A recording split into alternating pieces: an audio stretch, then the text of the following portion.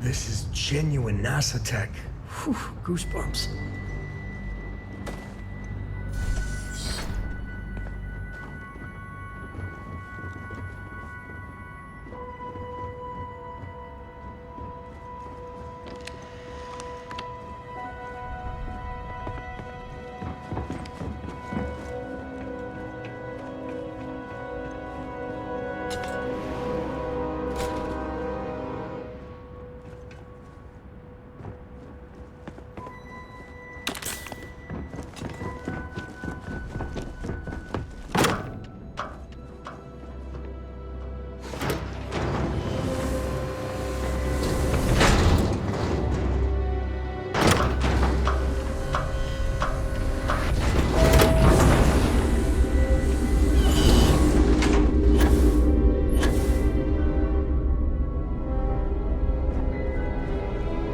Engine spin-up time almost complete. Total time 5 minutes 22 seconds. Right on schedule. How are the helium-3 valves holding, Nova? We double-checked the leakage concerns this morning before the launch. All signs green. Any changes to the calculation sequence from Voltaire? No changes since we uploaded the last figures yesterday. It's a clean shot from here to Jupiter. One day the computer will be on board the spaceship. Just imagine that. One miracle of science at a time, Canaveral. Counting down in 5, 4, 3, Look at that 2, view. 1. Cradle of civilization. Canaveral, are you reading? All clear, Nova. Indicators look good. The ship should be cruising Jupiter's orbit right now. Visual confirmation will be possible in 32 minutes. Afraid the speed of light is on the slow side these days. How does it feel to break the laws of physics, Canaveral?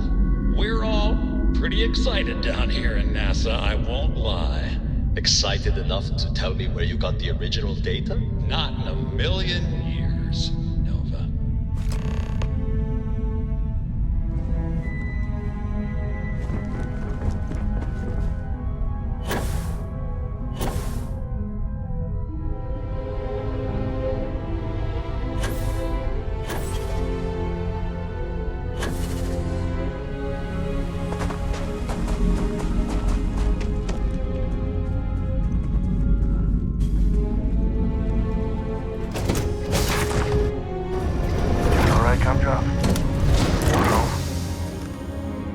Is there a way to go faster than the speed of light? And Here, none of that Grav this is for Drive you. cheating? Well, I see your parents didn't skimp on your P's and Q's. I spotted it on our last planetary foray. All part of the service.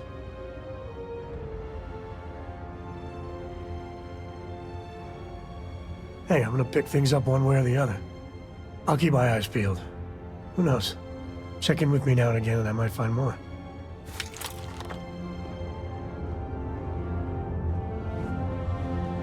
It's good to be out and about. The lodge gets stuffy sometimes. Cora misses the lodge anyhow. I'll say hello to the gang for you.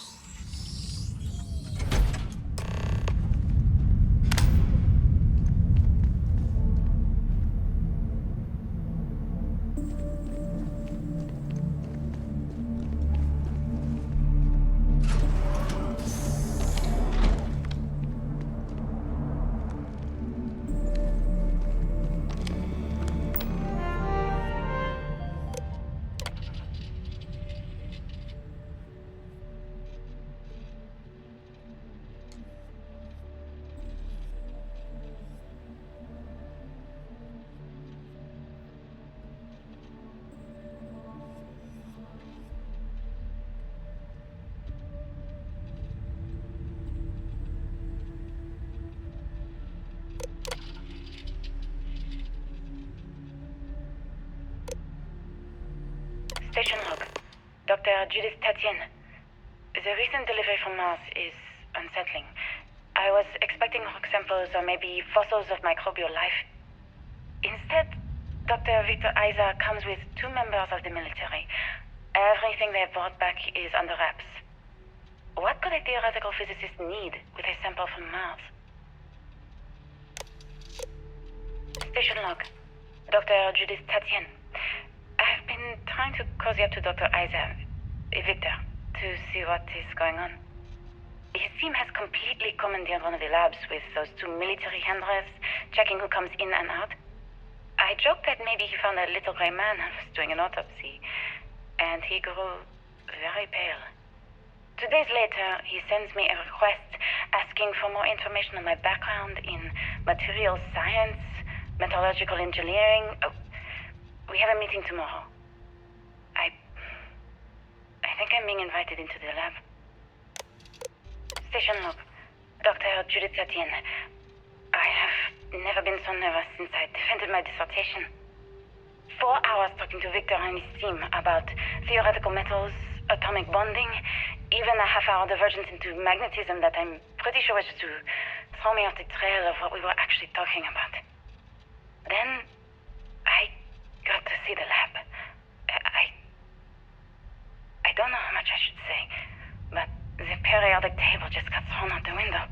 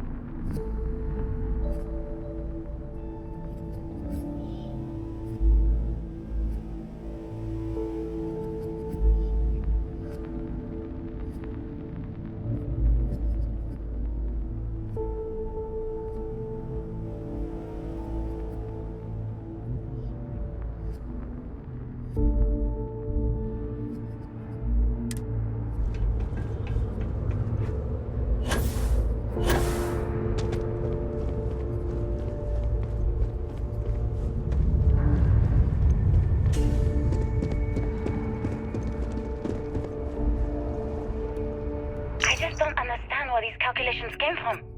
There's something wrong with the math? I think it's quite straightforward. That's not what I'm asking. We've had no success extracting even a sample of material from the object. No explanation for the gravitational effects, no motion graph to explain its harmonic frequencies. I can't even establish a melting point. Judith. But you've had me building these prototype colliders for months. And now you want me to pump helium-3 into it based on this equation you've written on a goddamn napkin? I just need you to trust me. I have been trusting you. We keep slamming our heads against a brick wall, getting nothing. And you keep coming up with something new to try. Like, you know what's going to happen. Where are you getting your information, Victor? I'm sorry, Judith. Look, not here, okay? Somewhere off base. I'll tell you everything. But I'm not lying, okay? We're going to discover something important here. I promise.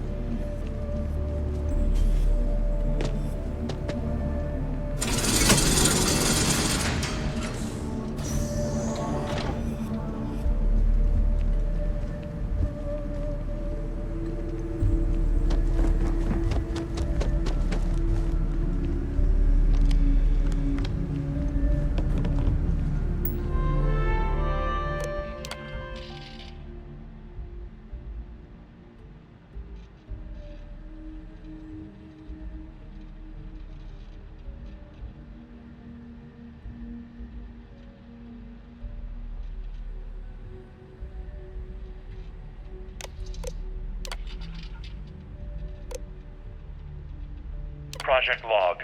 Dr. Victor Isa. We turned on the prototype today.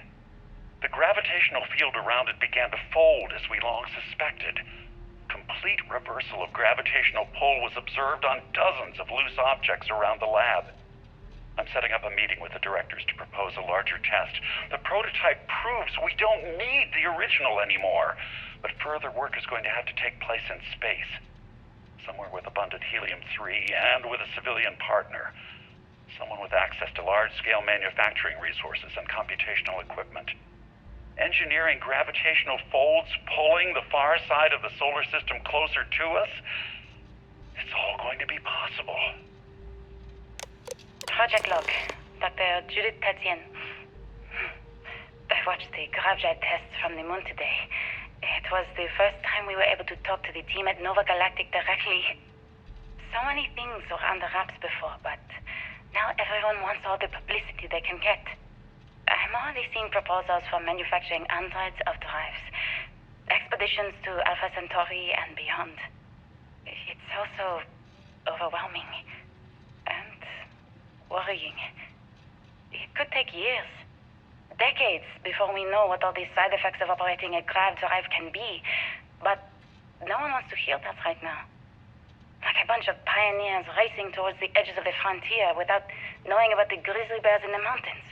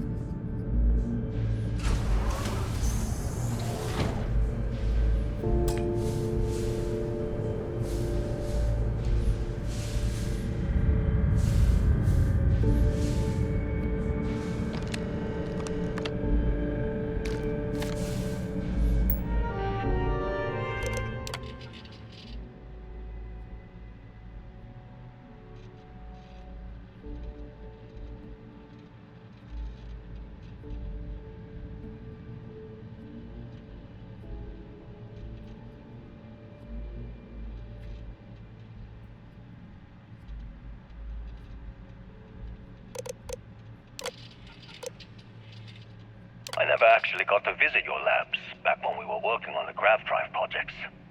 Seems like ancient history now. Only thing we're doing these days is launching weather satellites. Guess this is as good a retirement as any. Now, Project Demeter, you want our help manufacturing scanners to better track these new meteorological patterns we're seeing.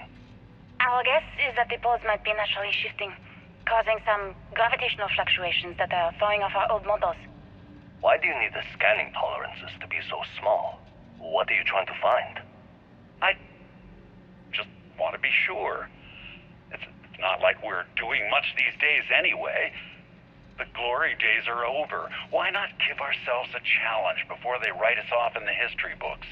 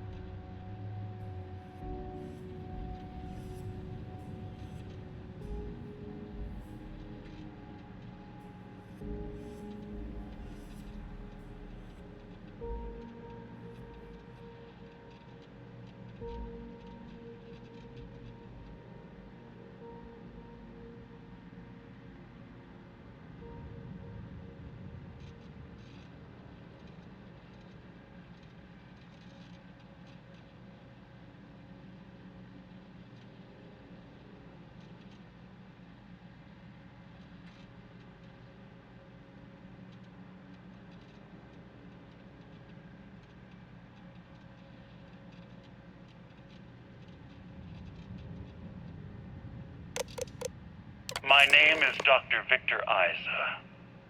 And if you're listening to this, then you probably already know the truth.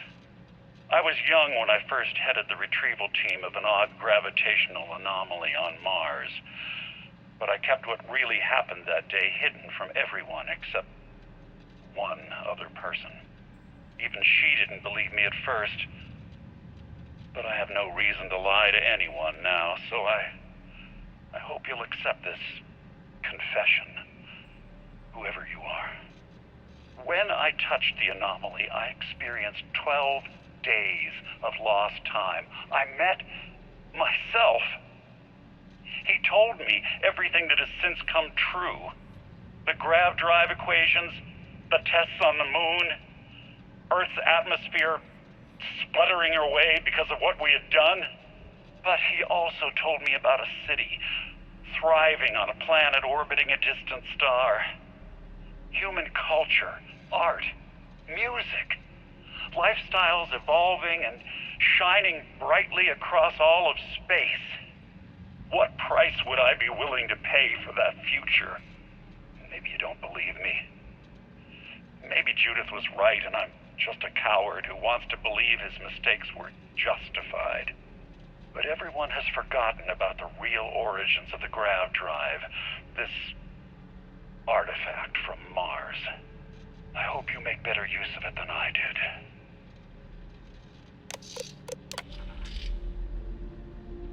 I know what I'm seeing, Victor. The data coming back from the satellites is very clear. It's the Grav Drives. All those jumps from the moon. At this rate, Earth's atmosphere is going to start sputtering out into space. Can the drives be fixed? I'm working on some designs that should discreetly solve the problem, under the guise of an emergency update to the fueling pumps. We're talking about the end of Earth, and you're trying to be subtle about it. Judith, the last thing we need is people losing faith in Grav Drive technology. That might be our only option. To what? Are you seriously saying we should abandon Earth? The timeline is under 50 years. A blink of an eye for a planet, but more than enough time for a human exodus. And what do we tell people? We say it's an act of God, one that science has found a solution for. Time for humanity to take its place in the stars. You knew, didn't you? You lied to me. All this time, I dedicated my life to this discovery, Victor. And you knew we were going to kill off our planet? You haven't seen the future I've seen. There's an infinite expanse of promise out there. A meteor could have hit Earth, a plague, another world war. Colonizing other galaxies secures humanity's future for all coming generations, across all time. At the expense of our home. Stop it, both of you.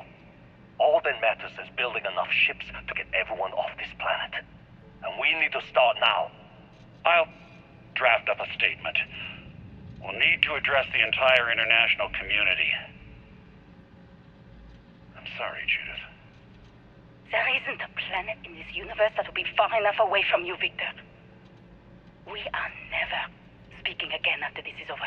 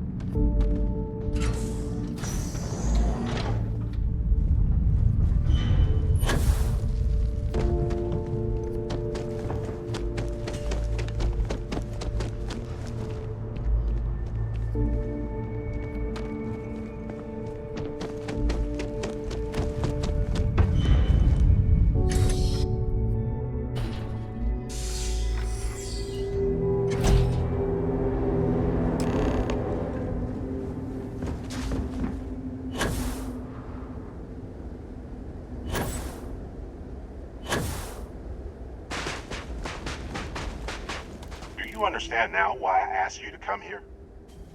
The artifacts unlock the secret of interstellar travel. At the cost of Earth. An easy trade, honestly. Why have one world when you can have all the settled systems?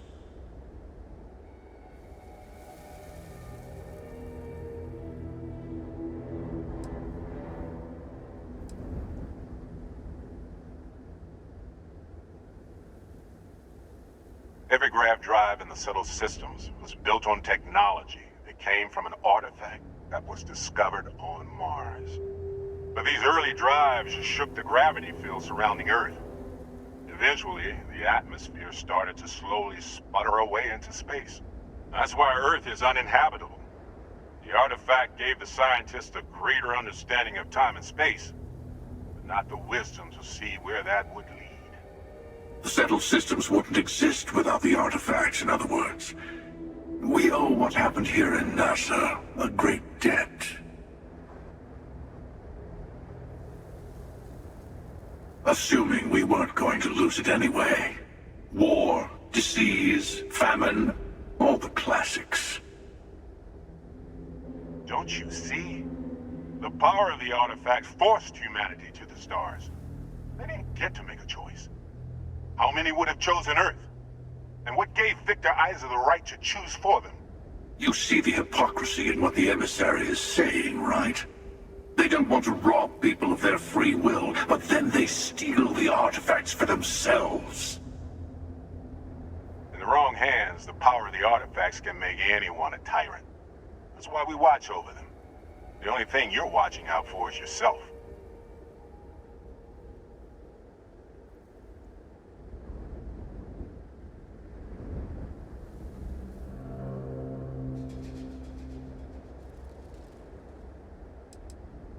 Don't be a fool. The emissary and I may have our differences, but you do not want to give us a common enemy. For once, he's right. Don't do this.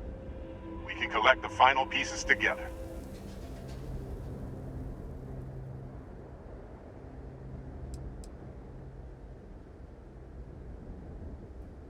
Well, look at that. The emissary just became my new best friend.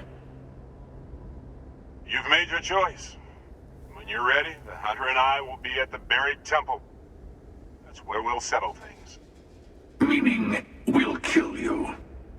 But hey, at least we'll wait. The final round doesn't start until there's only one artifact left to gather. And if I'm not mistaken, Constellation has one or two to go.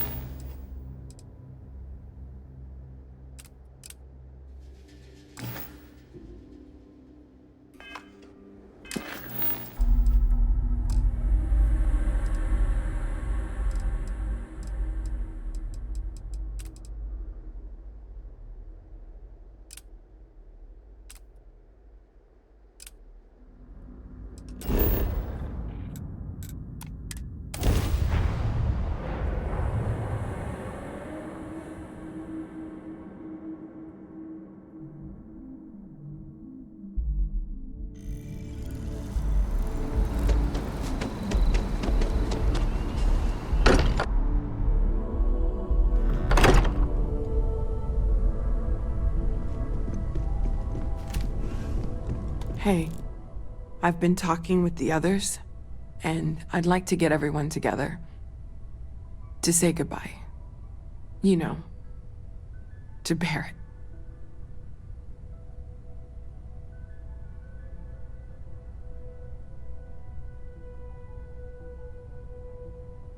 Thank you. It wouldn't be the same without you there.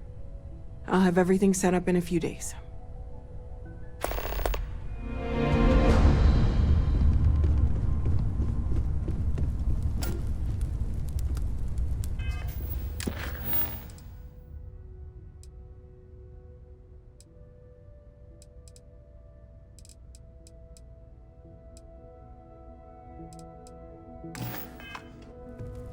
Mateo told us about your pilgrim's voyage. You found it, didn't you? The meaning of unity.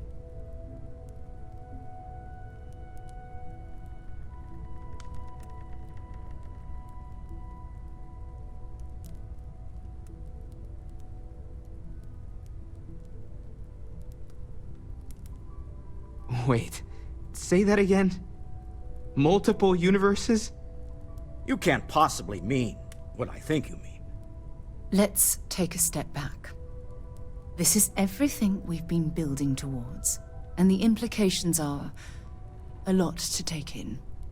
Could you explain the part about multiple universes one more time for everyone? Yes, I wouldn't mind a little more detail.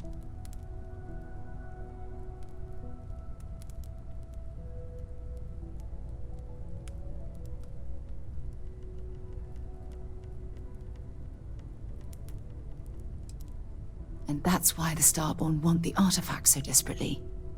They're the keys to unlocking the infinite. I don't even want to think about the physiological changes you'd need to travel between universes. Plus what it would do to the mind? Enlightenment? Or oblivion? Like the Hunter. You have the opportunity to reach the closest thing to your god that might exist. And you're second-guessing it? One doesn't approach the afterlife without some trepidation.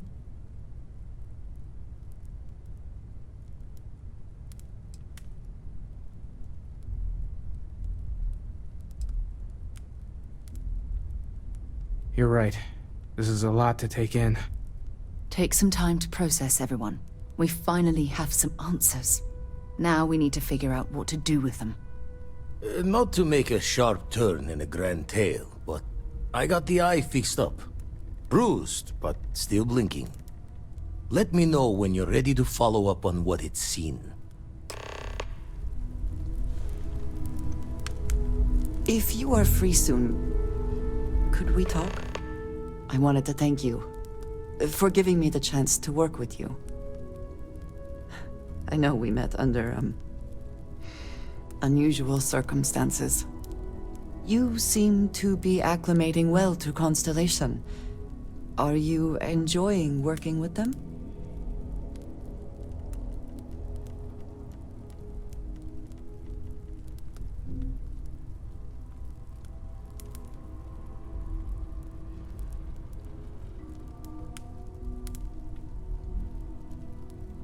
I think none of us were expecting what we have found.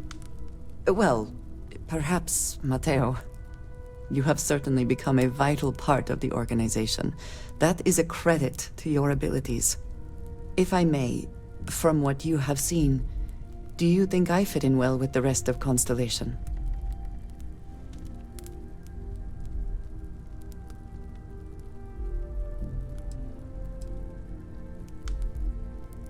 I cannot tell if that is a compliment or an attempt to avoid the question. I will assume the former. I have a very different background from the rest of Constellation. I carry myself differently. I worry that some of the others are unable to see past this. I have not shared much, but everyone knows I worked with smugglers for years. I am no stranger to violence and death.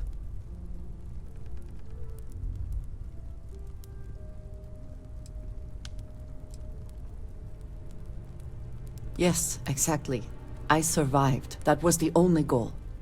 For those that have not lived it, it can be difficult to imagine or accept. Others here have seen conflict, but for more noble causes. Vladimir is the only one here who can begin to understand. He was the one who pressed the group to include me. I lack his charm. He puts others at ease. I fear my presence does the opposite.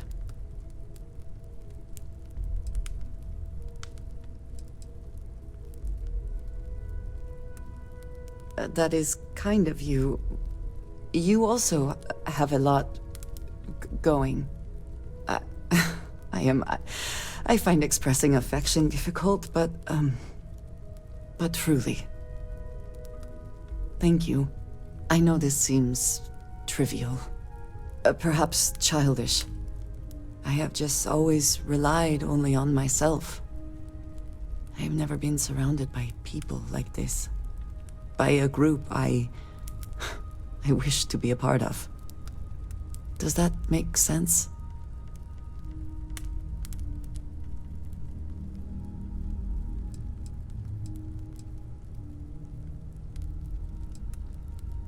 Thank you. That is reassuring. Discussing these things is challenging for me.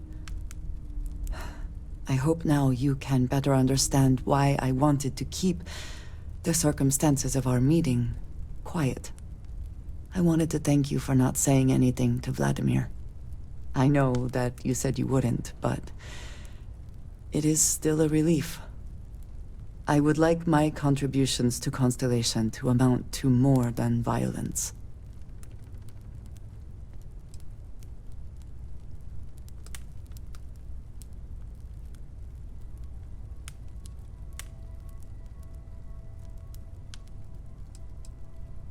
It would have been, to some. Thank you for talking this over with me. It is good to know that at least one member of Constellation understands me. These last glimpses from the Eye are from the farthest fringes of known space. Could be the only remaining pieces outside the hands of the Starborn. Catch a smile out there.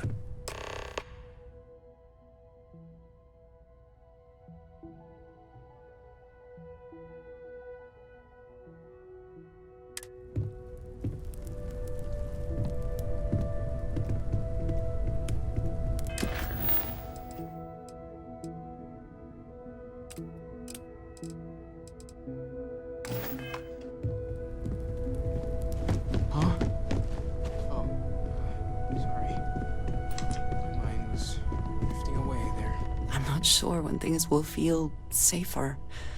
I'm at your side.